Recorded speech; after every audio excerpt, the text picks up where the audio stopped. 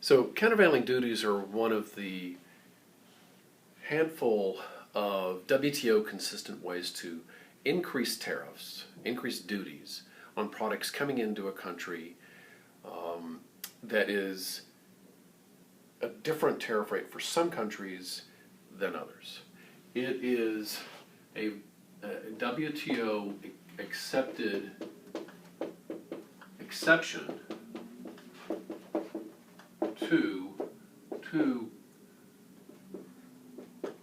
critical concepts in the WTO, MFN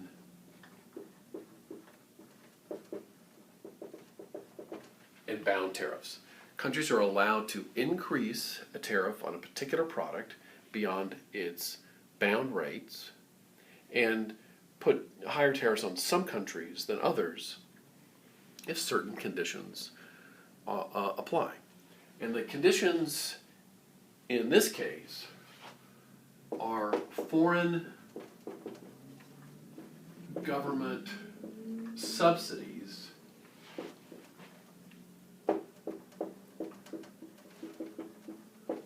that are exported.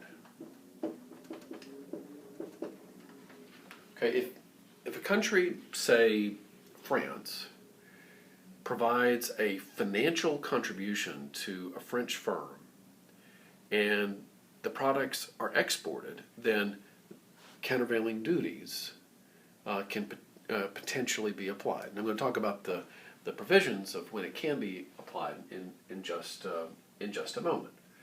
So, what do we mean by a subsidy? Okay, under the WTO rules, this is a financial contribution to a firm. So it needs to be, it can't be just sort of general help. It needs to be something that results in a financial payment to that company.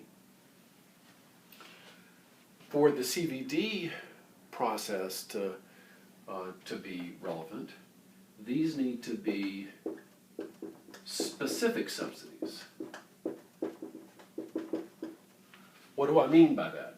That's a subsidy that is not generally available to firms in the country, but instead directed to a particular firm. It's a particular program, a loan guarantee,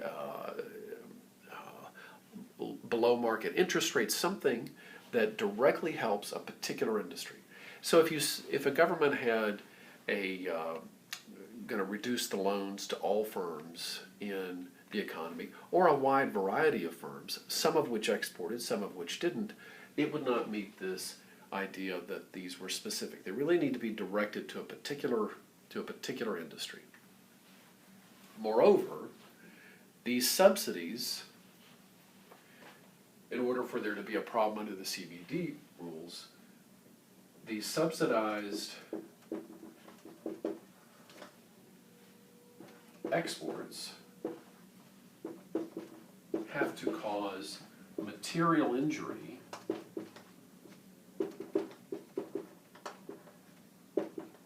to an importing country industry.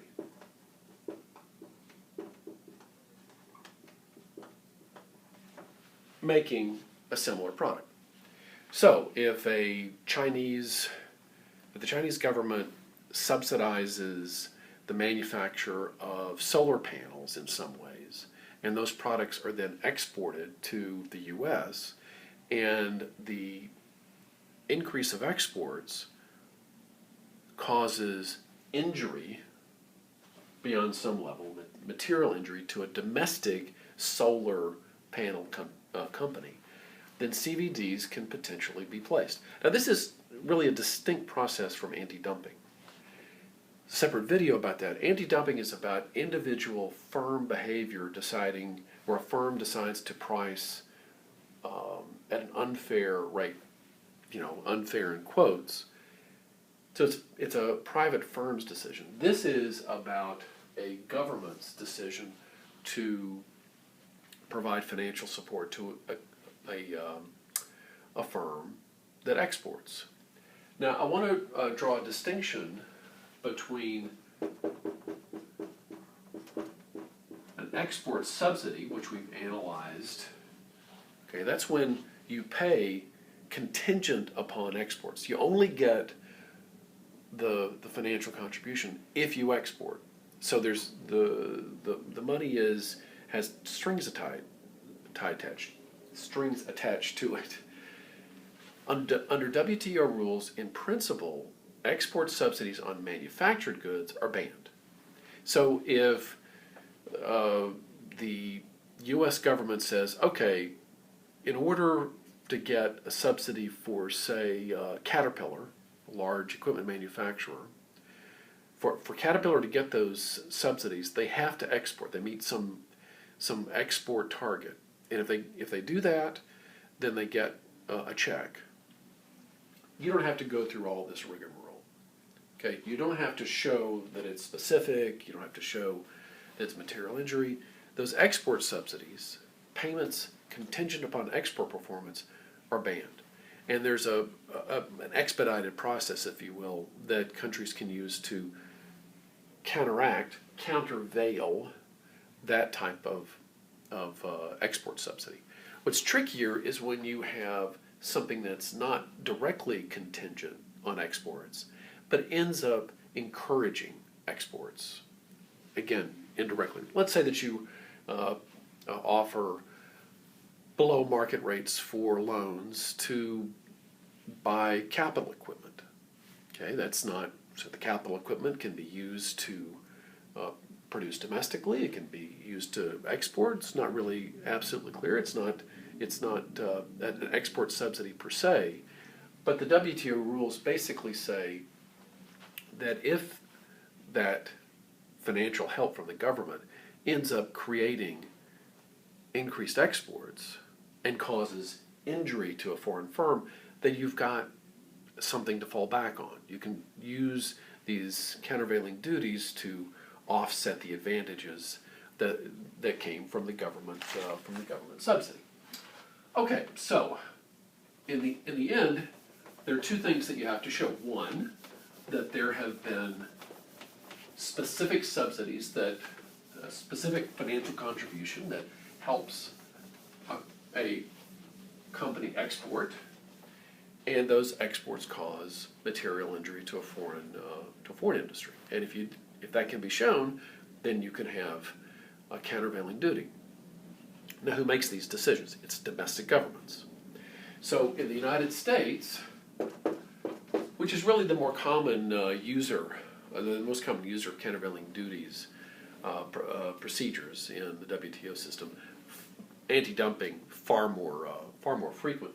In the United States, the Department of Commerce determines the subsidy margin.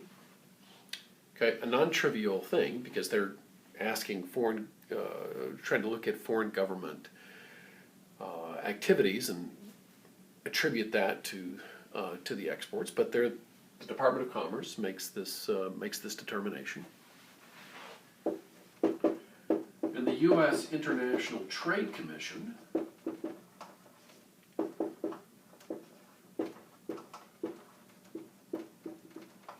the ITC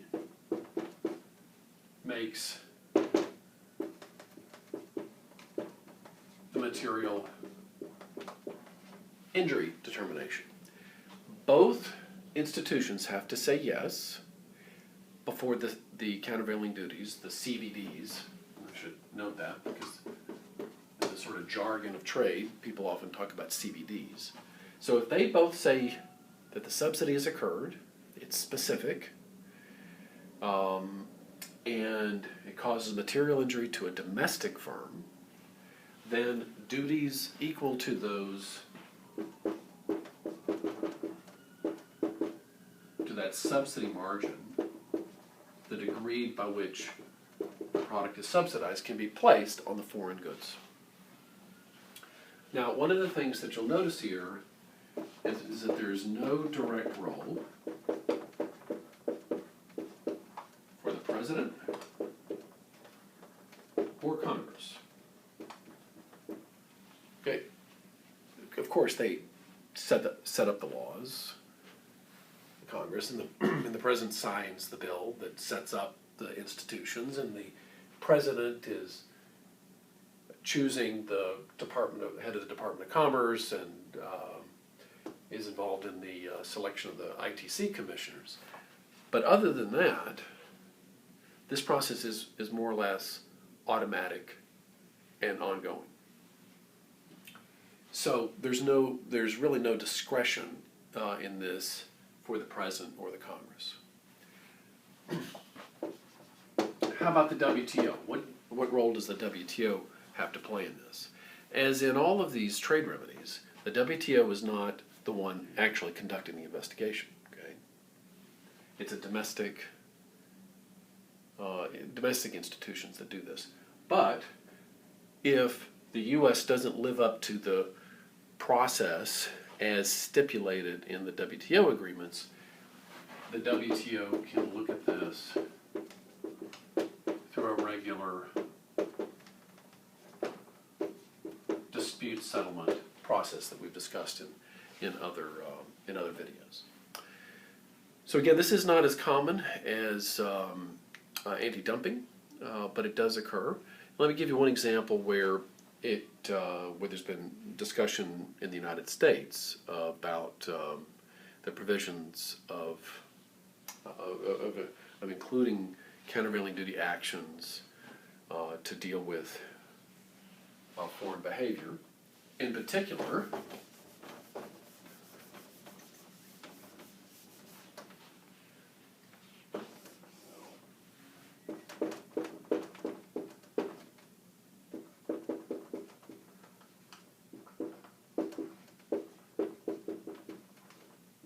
many of you may be familiar with some of the controversies surrounding the Chinese government intervention in the foreign exchange market. Many people in the U.S. claim that China is manipulating the currency to keep its value down to provide a lower cost in foreign markets because of exchange rates. So here's a great example to show where the general availability and the specificity requirement of countervailing duties will play a role. The exchange rate policy that the Chinese have applies to all Chinese goods, regardless of their export performance. So a Chinese exporter that, say, uses imported intermediate products and then takes that, assembles it, and sends it out to an exporter, is going to pay a higher price for the imported inputs because of the exchange rate policies, even as they get advantages on the export side.